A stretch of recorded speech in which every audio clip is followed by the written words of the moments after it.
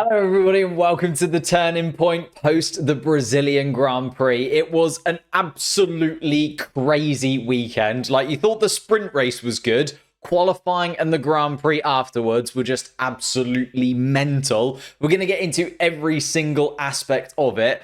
4 crashes in qualifying, 4 red flags. It was absolutely crazy on the Sunday. And then we had a race to follow, which may be even more crazy. A red flag in that as well. Safety cars galore. A black flag for Nico Hülkenberg, not something that you see every day. And an absolute masterclass I've seen bounded around after that race. But to get into it, the race result was as follows. Max Verstappen taking his next victory. 10 races it had been since Max Verstappen stood on the top step of the podium.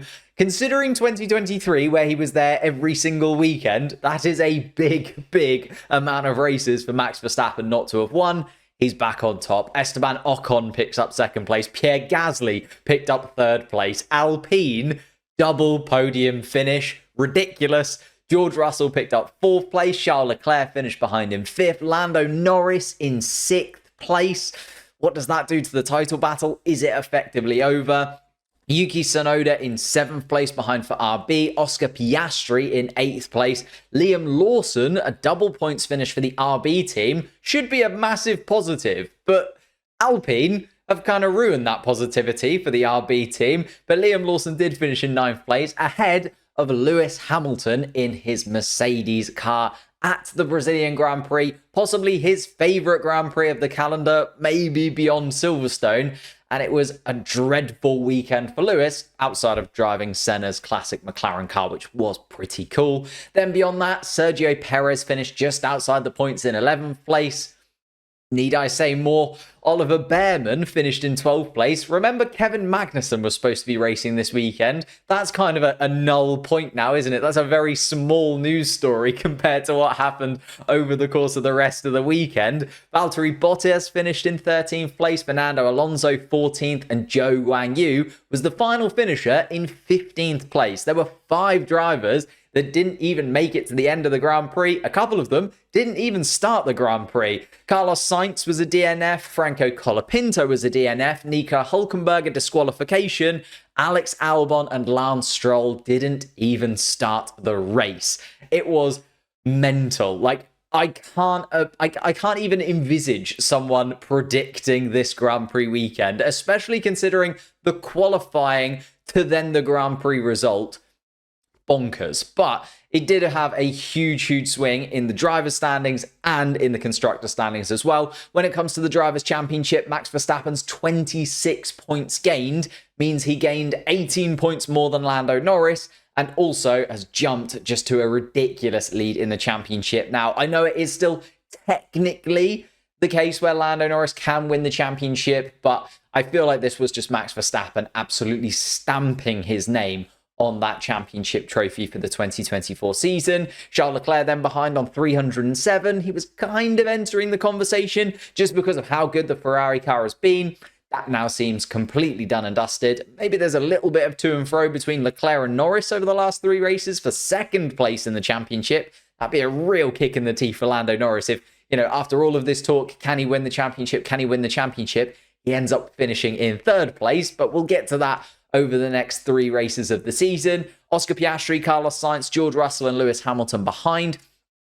George Russell now ahead of Lewis Hamilton in the standings as well, in that kind of fight to be the #1 Mercedes driver in their final season together. Sergio Perez at the bottom of that top 8. Fernando Alonso in no man's land, kind of on the beach for the rest of the season, although a terrible weekend for him. But the real talking points, Tsunoda up into 11th place. He's on 28 points now, as Lance Stroll didn't pick up any points.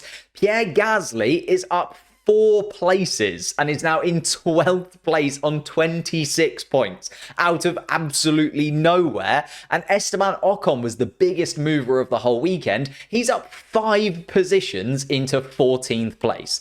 Like, 23 points Esteban Ocon is now on. how on earth, how on earth could we have expected this to happen? You know, everybody's predictions just been ripped up and thrown in the bin after this weekend in Brazil. Then it comes to the constructor standings. Again, some big movers and shakers, still all to play for, I think, in terms of the top three teams. Very much up for grabs there. I know that, you know, you could look at the gap between McLaren and Ferrari and think it's pretty much over. Ferrari do need to have a couple of really good weekends to close that gap, but I don't think it's completely done and dusted. McLaren, though, should go home the winners of that. Red Bull in third place, Mercedes fourth, Aston Martin fifth. Alpine up 3 positions, a 33-point swing for the Alpine team in just one Grand Prix. And we'll talk about it in a little bit more detail later, but that is huge. Just remember, there was only 2 or 3 points between them and Williams going into this weekend. Now look at it. Williams on 17 points, drop all the way down to 9th place. Haas drop a position, RB drop a position, and that one Grand Prix is worth millions of pounds to the Alpine team, upwards of 30 to 40 million pounds because of one Grand Prix weekend falling in your favour. We now have 5 points that separate Alpine and Haas. 5 points that separate Alpine, Haas, and RB. So it is all still to play for, don't get me wrong. But the fact that Alpine have even entered that conversation, again, just boggles my mind in terms of how this weekend has gone. But let's get into it. Let's talk about all the movers and shakers and everything that did happen throughout the Grand Prix weekend that led to the absolute bonkers Grand Prix that was itself. I'm not going to go into too much detail in terms of the sprint and the qualifying even, because it kind of goes by the wayside because the race was so entertaining. Even though it was a sprint weekend, I don't think many people really remember the sprint. It was a little bit of a kind of, yeah, okay, the sprint was fine. But then we had a Sunday that was just brilliant. So Max Verstappen obviously takes all of the plaudits this weekend. He was phenomenal. It was a weekend where it felt like everything was going against Max Verstappen. It was probably, up until the Grand Prix itself, the worst weekend that Max Verstappen had had for a very, very long time in Formula One. There were so many things, like the penalty that he picked up in the sprint race, the fact that he qualified in 17th place after having to take a 5-place grid penalty because of an engine issue that he had in Mexico. And then on top of that, obviously the red flag in Q2 going against the Red Bull drivers, them dropping out in the second qualifying session. Like, I can't remember a time where we had both Red Bulls, a Mercedes and a McLaren all out. And a Ferrari all out in qualifying going into Q3. It was crazy. It was honestly just so fun to watch. But it did feel like Max Verstappen had everything going against him this weekend. And it did feel like he had a huge mountain to climb to gain anything this weekend. Because you've got to remember, McLaren had also picked up a 1-2 in the sprint. They looked fairly comfortable. Lando Norris was on pole position. It really did look like everything was going against Max.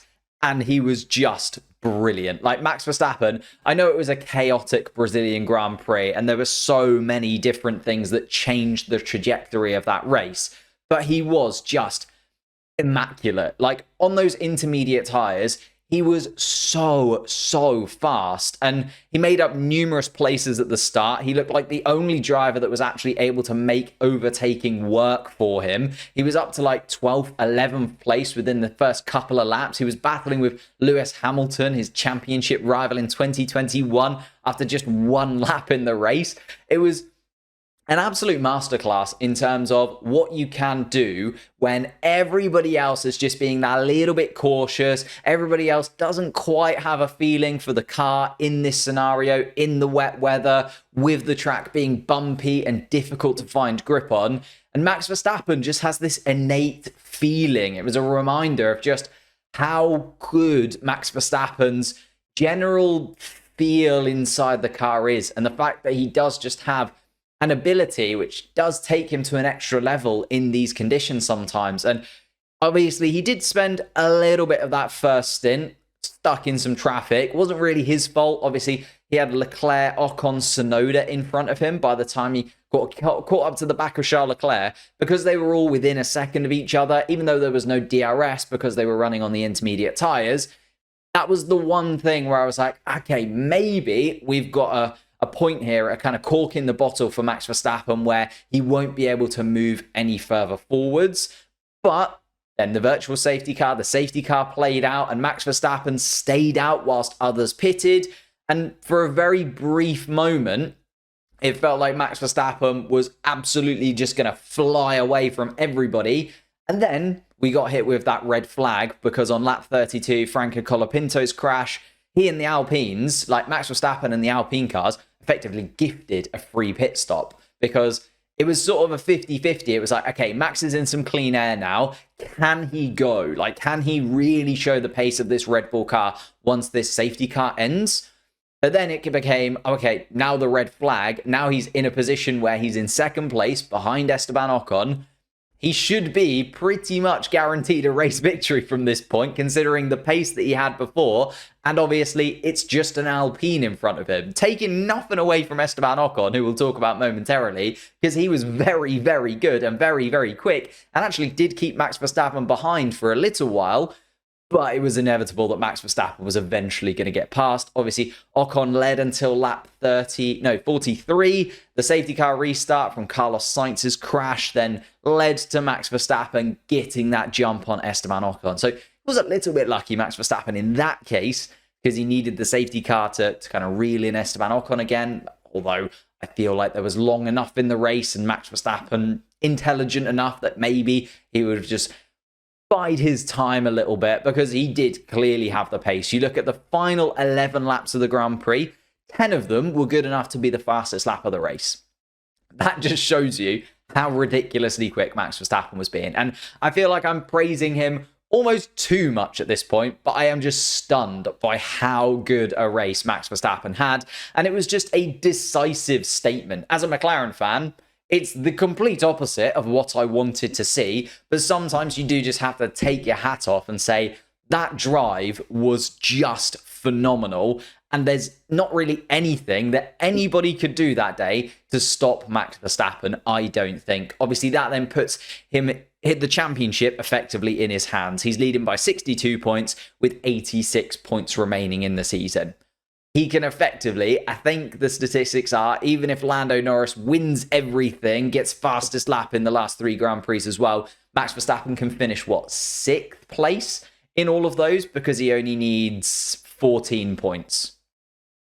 It's pretty much done and dusted, isn't it? With Max Verstappen being in the form that he is in, even with the Red Bull car not being the best Red Bull car that we've ever seen in our lives. Does come to, and I hinted at it a little bit, a few people kind of throwing Max Verstappen a little bit of shade, saying that it was just a lucky victory. I mean, Lando Norris did say it himself, and I think it came from a place where Lando realised that the title challenge was officially over. It was always going to be a big ask for Lando Norris to catch up to Max Verstappen in this championship, and it's kind of been back and forth. We've seen races like Singapore where Lando Norris was really, really quick and we were like, yes, the title battle is on. And there's been races like Monza where it went against the McLaren cars and we've been like, okay, maybe they don't have enough to win the championship this time around. But there's always been that back and forth. There's always been the yes and the no. Lando Norris now realizing, I think after the race, it is done. Like, there is no chance of him now winning this championship, in my opinion.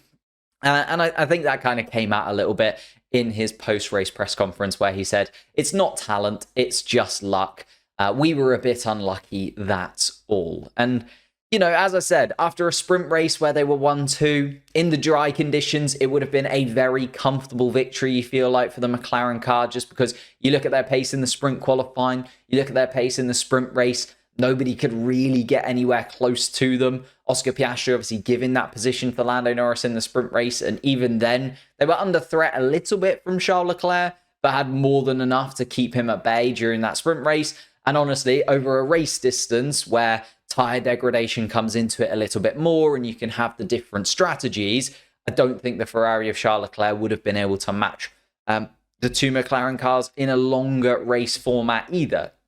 So had it been a perfectly dry weekend and had it run the way that the sprint did, I feel like the McLaren cars probably would have come away comfortable victors. Obviously, that wasn't the case. And obviously, it did play out very differently because in the rain, the McLaren car really did struggle. I don't think you can call Max Verstappen's pace in the wet luck, especially when Lando Norris nearly dropped out in Q1. He nearly dropped out in Q1 himself. I know Max Verstappen eventually ended up dropping out of Q2 because of a red flag. Lando Norris nearly dropped out of Q1 just on pace. Lando Norris's pace during Q1 was very, very shaky. He seemed really uncomfortable with that McLaren car in the wet.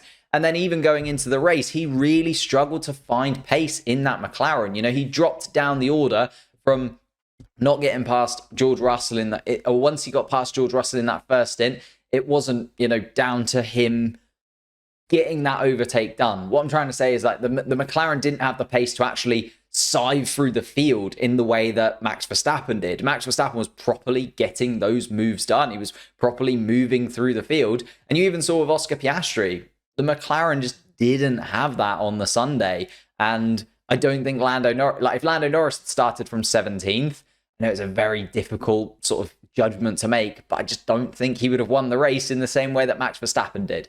Like, even though the red flag played into Max Verstappen's favor, even though the safety cars did come at times where it played into Max Verstappen's hands because the McLaren team did really have to pit. As soon as George Russell went in, it made sense for them to cover off that and think about that, because at the beginning, it felt like they were miles away. George Russell, Lando Norris was sort of 6-7 seconds ahead of the pack.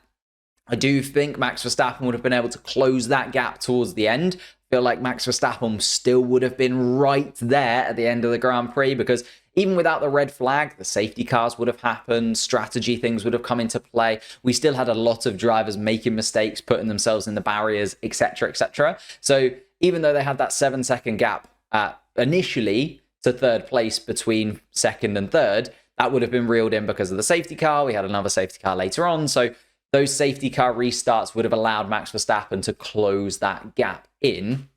And I just think Max Verstappen found pace where Lando Norris didn't. And, well, basically everybody else didn't. Like, Max Verstappen was just in a league of his own when it came to this weekend, which does make me feel, had the red flag not happened, but the safety cars would have, we'd have still seen Max Verstappen probably win that race. Like, with no stoppages, he would have still been able to get to the point where he could have won that Grand Prix, I think.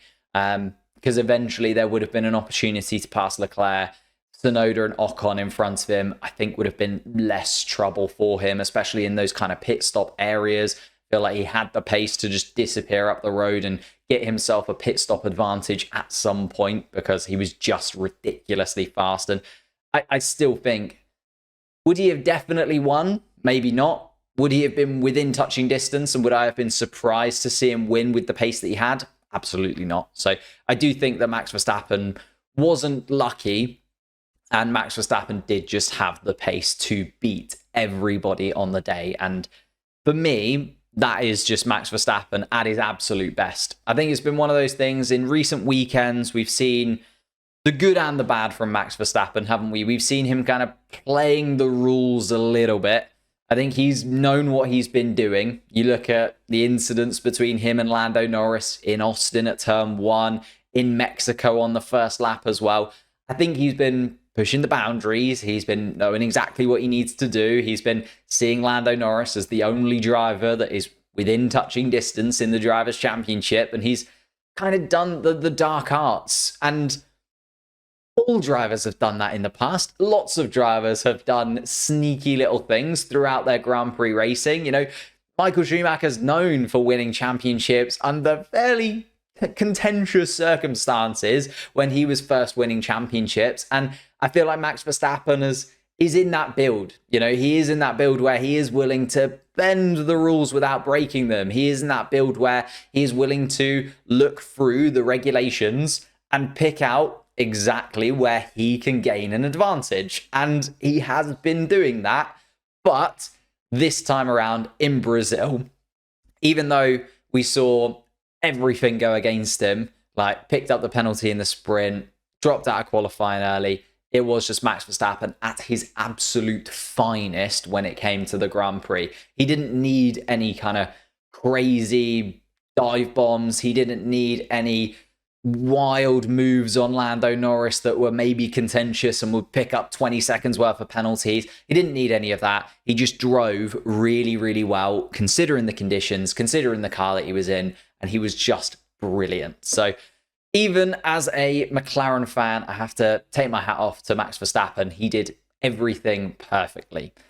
Whereas McLaren, maybe not so much. I mean, specifically, Lando Norris, if you look at it, and I've just said Max Verstappen was faultless throughout the Brazilian Grand Prix, Lando Norris definitely not faultless. There were a few different bits and pieces that went wrong for him. There were a few bits and pieces that went wrong for McLaren, and a few of them were in their hands. Obviously, there was the false start. Everybody was kind of hanging that over him for the entire Grand Prix. He'd have probably also been thinking about that for the entire Grand Prix, because the stewards, and it was so annoying, the fact that the stewards were like, yeah, we're just going to look at that after the Grand Prix itself. And we didn't know, as sort of fans watching, what kind of punishment was coming. Like, if Lando Norris was then handed a 10-second penalty right at the end of the Grand Prix, that would have changed the complexion of it completely, had we not also had the red flag, which completely then gave Max Verstappen the victory over Lando Norris anyway. But say it had played out and Lando Norris had won the Grand Prix by 2-3 seconds to Max Verstappen behind, and then after the checkered flag, he's then smashed with a 10-second penalty or 5-second penalty because of that false start. Well, it was weird. It wasn't a false start, but it also wasn't following the starting procedures. It was very odd. But we did eventually get a determined decision from the stewards on that, and they ruled that Lando Norris and George Russell's actions triggered following drivers to take similar action. So they blamed the front two in terms of that Lance Stroll false start situation. It was all a little bit weird, but they gave a €5,000 fine to both McLaren and to Mercedes for that. And I think that makes sense, because for me, it wasn't really the driver's fault. I feel like that has to be some kind of communication error between the team and the driver, and something hasn't quite gone right there, because I just can't imagine Lando Norris sees false start, obviously no green flags or anything like that, and then just goes. Maybe he did, and maybe he misjudged it wrong, but I feel like the team have to have some kind of influence on that in some way. And then it felt a little bit strange because everybody else was like, do we go, don't we go, do we go, don't we go? Obviously, eventually, everybody was told to go round so that the cars at the front hadn't done an extra lap compared to the cars at the end, because that would then mess up tyres and mess up fuel loads, and it would have had loads of different repercussions had everybody not done that second formation lap. But it was so strange, and obviously a very niche circumstance to be part of. And again, I think just shows Lando Norris not really used to being at the front yet. Again, a more experienced driver, I don't know if we'd have seen the same, or a more experienced driver who's used to being right at the front of the grid a lot of the time. I don't know if we'd have seen the same thing. They'd have maybe just been sort of more aware of what happens when you're on pole position for that kind of thing. But then when we actually got to the race start itself, Lando Norris lost that position anyway. So even though he put on a really good qualifying performance, 1-2 in the sprint, everything was going his way, he then lost that position straight away at the start. And that does just seem to be a problem with that McLaren car in Lando Norris's hands. I don't know how many times this season we've talked about Lando Norris going into turn one, or Lando Norris getting off the line slowly. That second phase is the one that is always talked about in terms of Lando Norris's starting. And it's something that they need to address. If you go back a couple of seasons, it was actually something that Red Bull addressed and Max Verstappen kind of brought up for the Red Bull team. And I think McLaren are now going to go through that same cycle where they really focus in on that as an area to make sure is better next season, because they are getting into the point now where qualifying 2-3 places ahead of somebody isn't as big of a deal, because you're dropping back 1-2 places at the start anyway. Like, George Russell now has gotten past Lando Norris into turn one so many times this season, and it's just starting to become a little bit of a pain. And then the error that I think is more egregious from Lando Norris, and the kind of big nail in the coffin, although it had already gone wrong, the red flag had kind of put him back in the standings, and he could see Max Verstappen ahead of him, kind of going on to win the Grand Prix. But the big one for me was the error that he made when he finally got past George Russell in the chaos, and then made a mistake down towards turn 4, went wide, and just let George Russell back again, like back past him again. And I was just like, okay, yeah, that's it, isn't it? There's no way that Lando Norris can get back from this. He was stuck behind George Russell for so long in that first stint, getting closer, but never able to make that overtake. And he was never going to be able to make that overtake again. And then obviously also lets Charles Leclerc past as well. So he was never going to be able to get back past those positions, let alone get past Gasly, Ocon, and then also Max Verstappen, like to beat the final boss. He hadn't even beat some of the bosses before that to get to there. So I don't know. The McLaren team, I think the struggling in overtaking was a problem. Lando Norris did have a couple of little errors in him, a couple of things that obviously didn't go his way in terms of the red flag and so on and so forth, but I don't think had the pace to actually be considered a contender for the victory in those conditions. I think George Russell probably would have gone on to win it had it not been for the red flag. And then beyond that, Max Verstappen was just so quick. I can't see anybody else winning that race other than Max Verstappen, I'll be honest with you. So, as I said, I don't think that, McLaren can look at the season as a whole at this point. Obviously, still 3 races to go, but it does feel like it's kind of over. As a whole, they can take a lot of positives from this year. If you look at where they started 2 seasons ago, they were the slowest team in Bahrain 2023. For 10 races, Oscar Piastri effectively was running around at the back all by himself at the beginning of 2023. Now this year, they've been considered title challengers in the Drivers' Championship. They're looking like they could win the Constructors' Championship.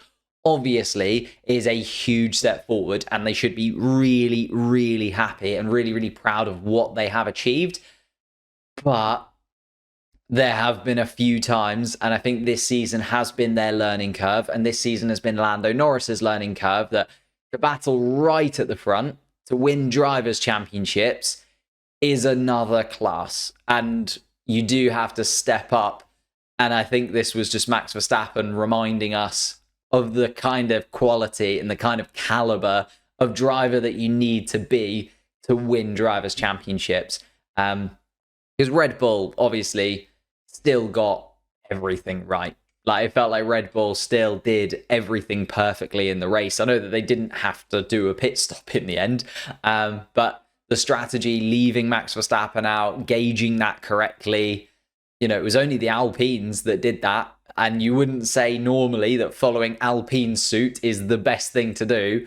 But Max Verstappen doing that, I think, just showed, again, that quality that he has, the quality that the Red Bull team have, the experience that they have of winning championships, being at the front, fighting for those accolades, has been the difference between Red Bull, Max Verstappen, and Lando Norris and McLaren this season. Even though you would say more of the season, the McLaren car has been better than the Red Bull. That first opening stint, Max Verstappen was brilliant, got everything out of the Red Bull that he needed to, won as many Grand Prix as he possibly could, and then since then has also limited the damages pretty much perfectly. Like, every single time Lando Norris has had a good weekend, Max Verstappen's had a good weekend. Every single time Lando Norris had a bad weekend, Max Verstappen still had an okay weekend. So, like, he's never had an absolutely egregious weekend compared to McLaren, who have definitely had their issues throughout the season. But talking of Alpine, just momentarily there, where I said following Alpine usually isn't the best option, following Alpine was the best option this time around.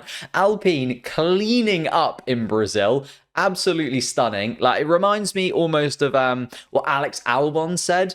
I think it was around about Baku. Alex Albon came out and said, this season there haven't been any mad races where we've been able to properly sort of move up in the standings and generate a load of points, because the top 8 and Fernando Alonso have generally been in those point scoring places for a lot of it. Nico Hulkenberg's in there as well. Sonoda's in there as well. So there haven't been a lot of opportunities for those other drivers outside of the top 4 teams and those extra little midfielders that have been the best of the midfield so far to really pick up those points. And Alex Albon was talking about how if you are a midfield team or you're a backmarker team, you have to pounce on those mad races. This is the absolute definition of that. Like, this couldn't highlight that more.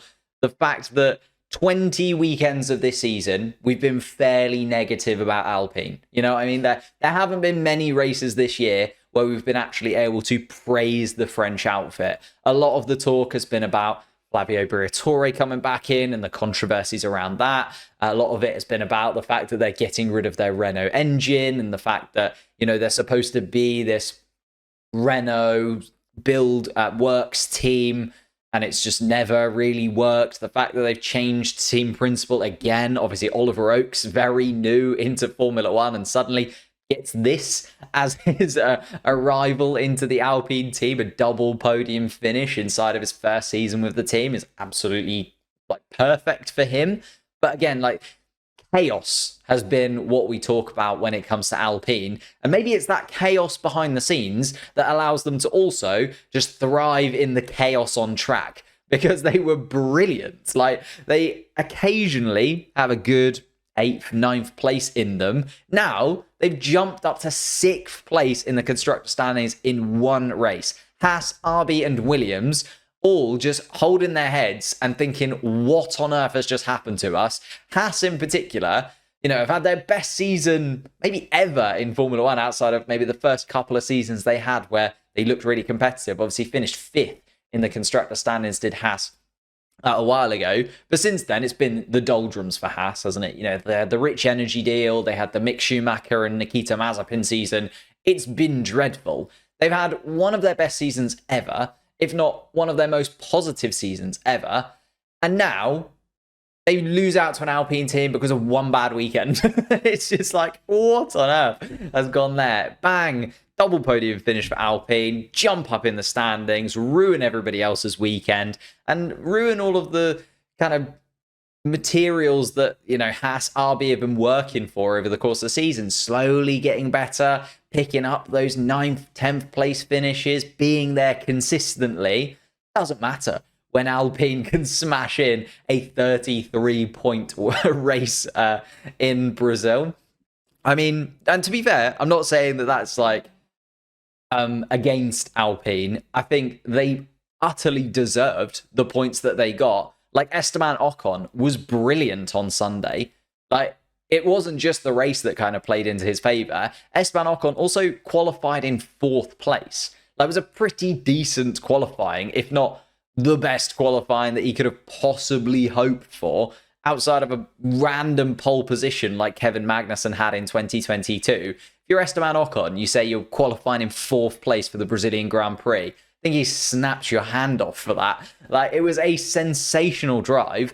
And then that was only seconded by a sensational race. Like, he then continued that form into the Grand Prix.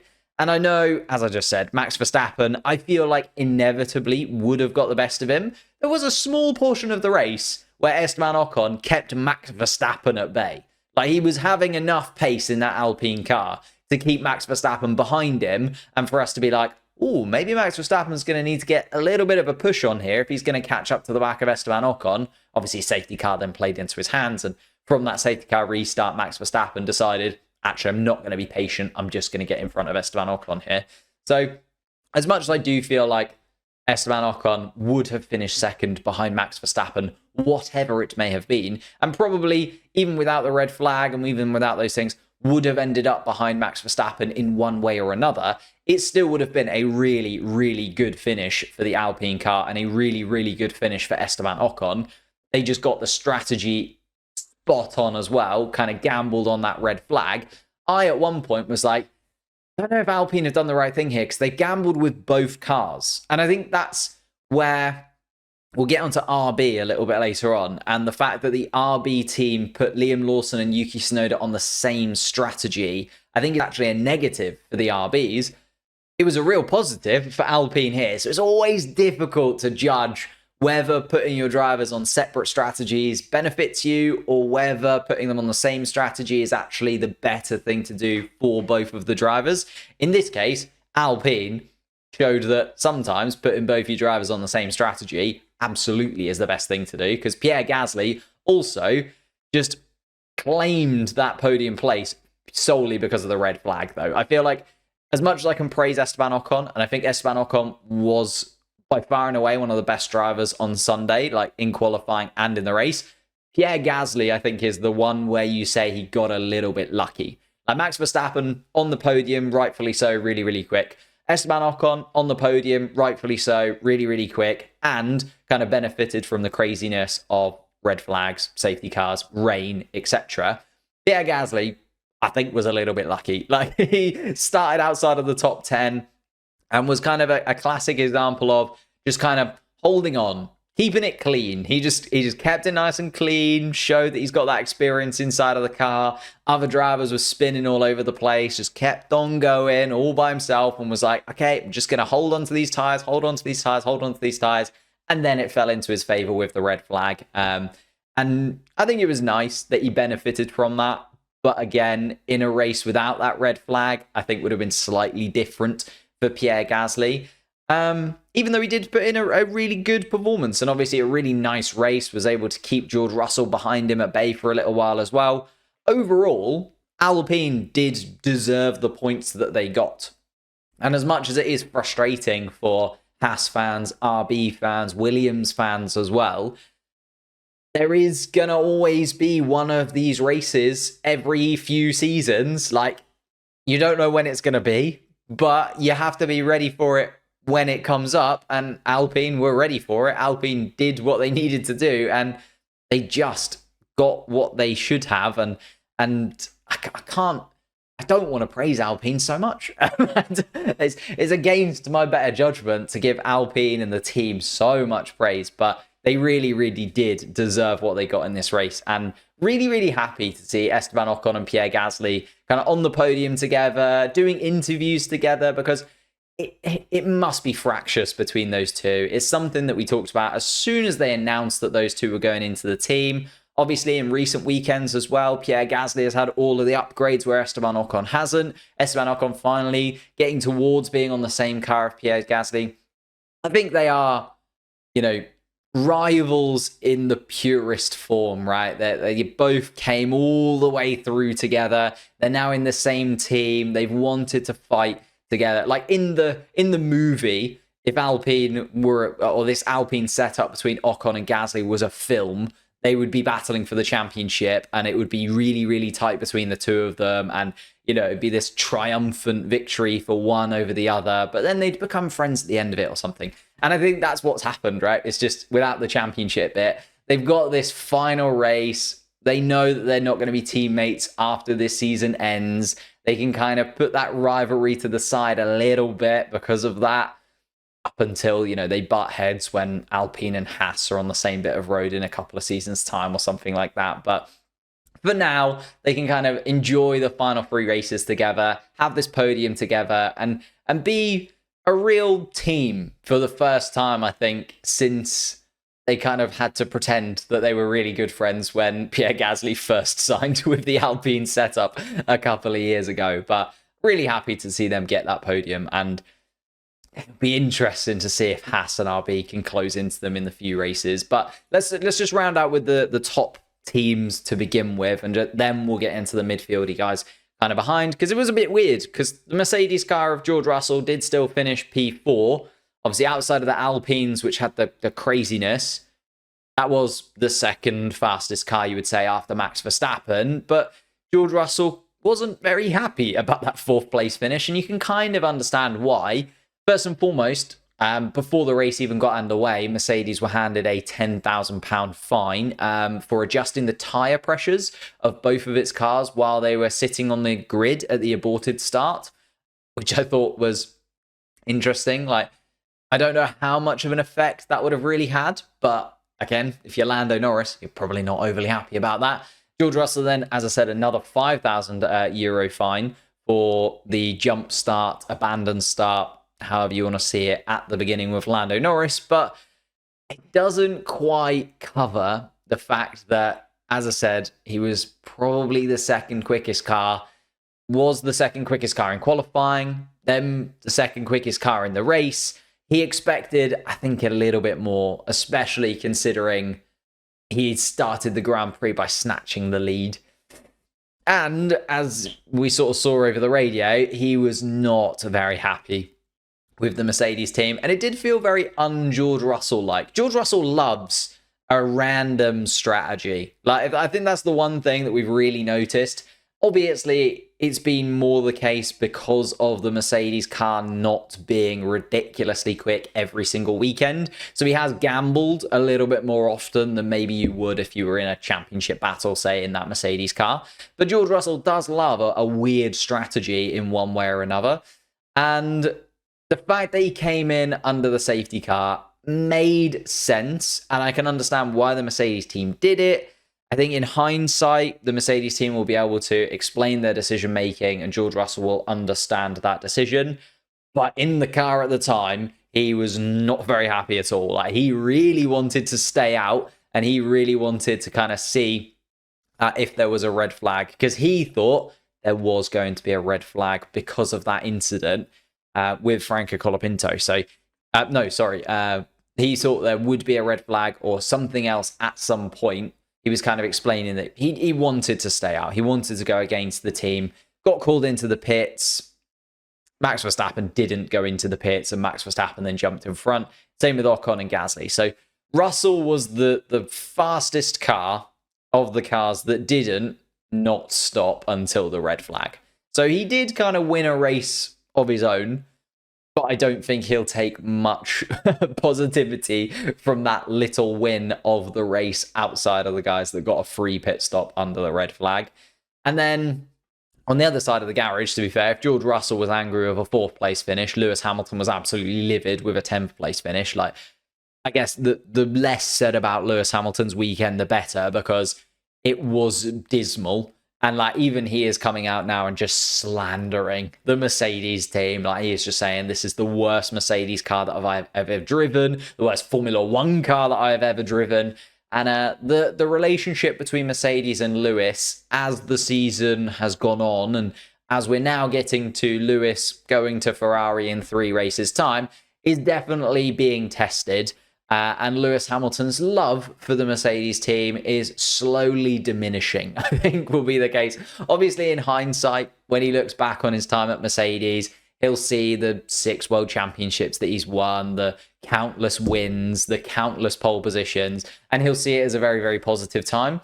Right now, in the moment, I think he hates Mercedes more than anything else in the world. To the extent there were also some rumors going around that Lewis Hamilton might just sack off the last 3 races of the season. Now, Mercedes have come out and said that is absolutely not happening, but Lewis Hamilton was so annoyed and so just frustrated and heartbroken that the Brazilian Grand Prix went so badly for him, and the fact, I think, that George Russell jumped above him in the driver's standings. I do think that Lewis Hamilton, a little bit of pride, a little bit of like, I want to end my final season at Mercedes as the top Mercedes driver, and I think a little bit of luck that had put him above George Russell in the standings. He was pretty happy about it and would have taken that all the way to the bank. There's then also the conspiracy of, well, Mercedes surely want George Russell to finish ahead of Lewis. Have they been, sabotaging Lewis in one way or another? I don't think so. That seems silly. Goes against what they really want. Surely you want as much from Lewis Hamilton as possible in his last few races to help you for 2025 and beyond into 2026. Like, he is still there working at the team. They still want his expertise on various bits and pieces. But yeah, it was the worst race for Lewis Hamilton, the worst weekend for Lewis Hamilton that he could possibly imagine, outside of obviously driving Ayrton Senna's car. So he got to do that at least and have a little bit of time outside of that Mercedes car, which he now absolutely hates. Ferrari, less to talk about with them. Sort of Charles Leclerc just behind in 5th place. Again, it was one of those weekends where it felt like, well, it's probably the first weekend in a while now, actually, where it's looked like Ferrari not quite at the races. They were pretty good in the sprint race. Like, again, Charles Leclerc finishing just behind the McLaren cars in the sprint. It was like, okay, maybe the Ferrari is the second quickest car this weekend. They've normally been the first fastest car, but the McLaren brought their rear wing update. So it's like, okay, maybe McLaren are kind of launched back into being the top team again. And it is kind of been that back and forth between them and Ferrari since about Monza as to who's got the actual fastest car out on the grid. But in the wet weather conditions, all of that just kind of seemed to disappear. The Ferrari's pace seemed absolutely nowhere.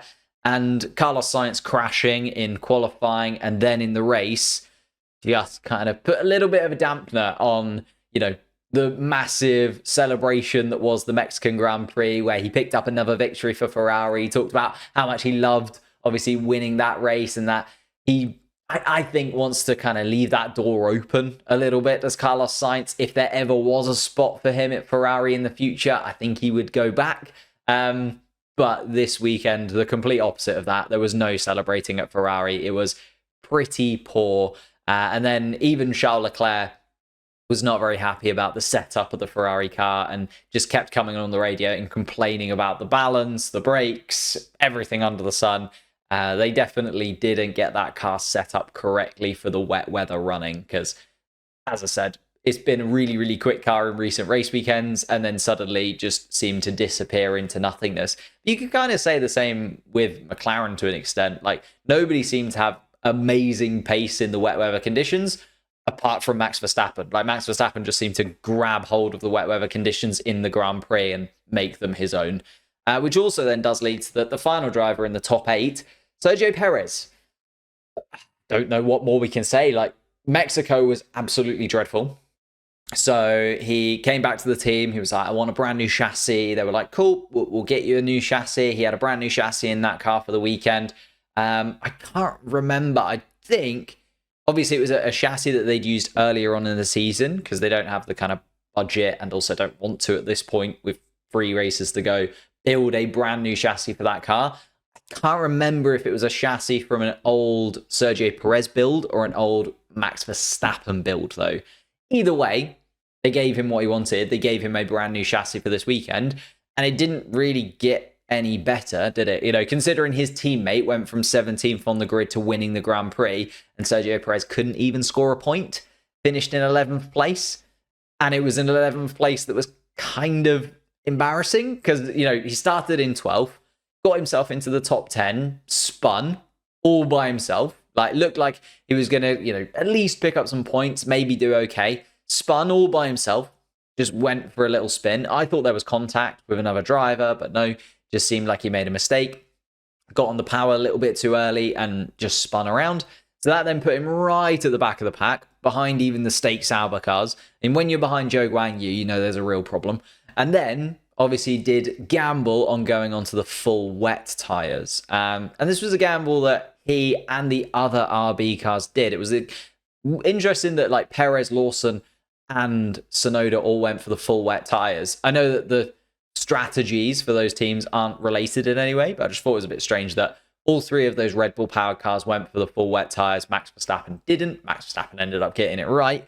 But yeah, Sergio Perez going onto the full wet tyres. It looked like it might pay off until there was a virtual safety car and then a subsequent red flag, which sent him, again, all the way back to square one and just had to fight through the pack, which he just wasn't able to do. You talk about Max Verstappen scything through the field on those intermediate tyres, finding grip where nobody else could. Sergio Perez, absolutely not. Just, 1, we wouldn't expect it. 2, wasn't able to do it. So didn't get into the top 10 until fairly sort of midway through the race. Then came up to the back of Liam Lawson. And I thought it was very funny as well that Liam Lawson, effectively let Max Verstappen through. I know he wouldn't have sort of kept Max Verstappen at bay for very long, but you look at the difference between the defending that Liam Lawson did on Max Verstappen and the defending that Liam Lawson did on Sergio Perez, because he definitely wants that Sergio Perez seat, doesn't he? And the battles between the two, it was fairly obvious that Liam Lawson just kind of let Max Verstappen pass, keep Max Verstappen happy, and cause as much frustration for Sergio Perez as possible, and just prove that even in an inferior Red Bull powered car, he's still able to have the pace. And he did, because he just kept putting his RB in the right position, kept making Sergio Perez go for different types of moves. He was frustrating Sergio Perez. You could almost see it in the car that Sergio Perez was getting a little bit annoyed that Liam Lawson wasn't just kind of letting him past at that point. And then he makes the mistake, goes off track, not only drops behind Liam Lawson, but then also drops behind Lewis Hamilton in the process and was never able to get back from that. So got himself up into the points, couldn't get past an RB, and then dropped back behind Lewis Hamilton outside of the points. And another weekend where you look at Sergio Perez, you look at the 2025 season, you look at Liam Lawson, you go, should he really hold on to that seat when Liam Lawson is there for him?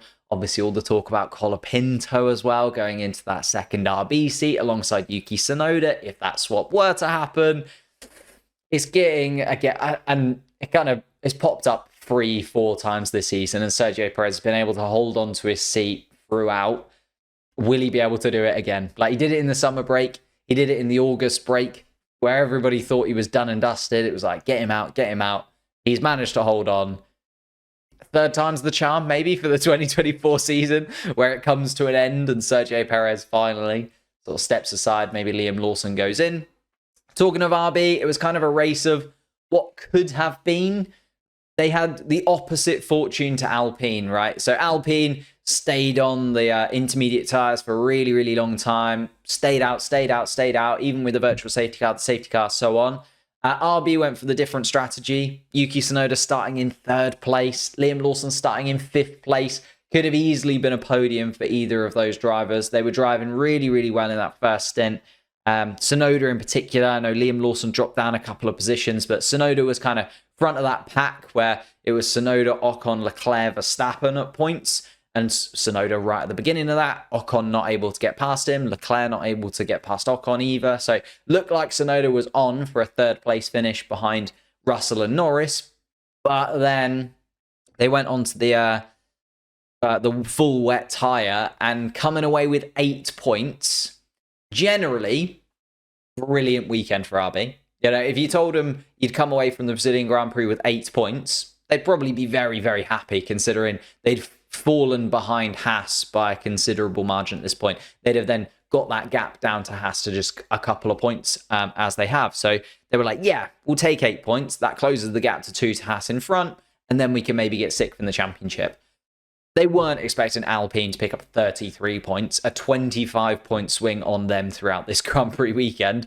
And it was just an insane jump, obviously, up the leaderboard. And RB, it could have been them. Could have been them that were in Alpine's position. It could have been Yuki Tsunoda that picked up a podium. It could have been them that were celebrating their first podium in however long. Obviously, doing that under the virtual safety car and then the red flag come and played against them. Also, Liam Lawson picking up some damage with a collision with Oscar Piastri played against them. It was frustrating because I'm kind of a mini RB fan. I do like Yuki Tsunoda. I do like Liam Lawson. I like the kind of second Red Bull team, even though I don't really like the fact that Red Bull have a second team. It's a very weird issue inside of my brain. But I was kind of hoping to see one of the two on the podium. I think even without that, they had a really, really good weekend. It's just Alpine's points haul and the Constructors' Championship now looking the way that it does with them 44 points, Haas 46 points, Alpine 49 points. Just kind of changes your perspective on the whole thing, doesn't it? And I feel sorry for RB. It should have been so much more. And maybe there'll be another race in, well, another like 3 seasons time when we get this absolute chaos where they can be finally the winners, because they haven't won many races. Well, they haven't won many races at all, but they also haven't been like the winners when it's come to like strategy gambles and things like that very much in the past either. It does feel like whenever they have a really solid weekend lined up, something does pull them down in one direction or another. You could kind of say the same for Haas, although Haas been having a brilliant season. Nico Hülkenberg has been bonkers good throughout this Grand Prix year, or throughout this season so far. Kevin Magnussen in Austin and Mexico decided he was going to turn up and be one of the best drivers on the Formula One grid for like the first time in a while now. And then it kind of all fell apart again. Obviously, Kevin Magnussen getting ill. I was quite sad to see Kevin Magnussen not part of the Brazilian Grand Prix. I know, you can't really hold on to that pole position in 2022 that much because it was a very, very lucky pole position in 2022. But nonetheless, it would have been nice to see a little bit of Kevin Magnussen on the Brazilian track in what does feel like his final season in Formula One for definite this time. Because it was the place where he picked up that pole position, obviously had that moment for the Haas team. But he was ill. Ollie Behrman came in. I think Ollie Behrman had his first, real shock race. You've got to remember he's only had 2 Grand Prix beforehand. Saudi Arabia, which is a tough track. Baku, which is a tough track. But they're both street circuits. They're both completely sort of rainless weekends. So he didn't have to kind of contend with that. And this was his first realization of what it's like to drive a Formula One car in torrential rain and then intermediate full wet tyre conditions. And he didn't quite sit all right with it, did he? Like, the Haas car, to be fair, just didn't seem quite right this whole weekend. Like, even Nico Hülkenberg wasn't getting an amazing amount of pace out of it. And then Nico Hülkenberg had spins for himself, maybe just showing that this Haas car really isn't the best in wet weather conditions. And yeah, Ollie Behrman really did struggle. And then Kevin Magnussen picked up that, Nico Hülkenberg picked up that black flag. Not something that you see in Formula One overly often, but beached his Haas car at turn 1. I was confused. I think everybody was confused initially as to why he got that black flag. And then the replay came out. Some of the marshals came out onto the track and actually pushed the Haas car back onto the circuit. Also sort of pushed the Haas car off of the little bump that it had caught itself on. And obviously when you have intervention from the marshals, you're not allowed to have that. It was similar to when, George Russell at Silverstone, when he got out of the car to go and check on Zhou Guanyu after that big crash. Then he got back in and wasn't allowed to continue the race.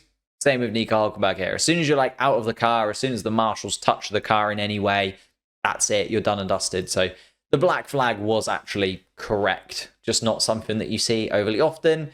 And pretty poor sort of race weekend for Haas, considering, again, Austin, Mexico have been brilliant.